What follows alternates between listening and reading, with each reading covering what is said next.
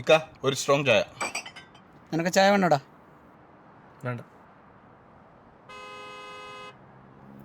ഞാൻ ഒരു സിഗരറ്റ് എടുത്തേ. എടാ എനിക്കോട് ലൈറ്റ്സ് എടുത്തോ. ഇവിടെ ഡോക്ടറെ, എന്തോ കാര്യമായ പ്രശ്നമുണ്ട്. ഇന്നിപ്പം 4ാമത്തെ 5ാമത്തെ സിഗരറ്റാ. നീ ഒന്ന് ചോദിക്കും. ചോദിക്കാം. എടാ എന്താ നിന്റെ പ്രശ്നം? ഓ ഒന്നുമില്ലടാ.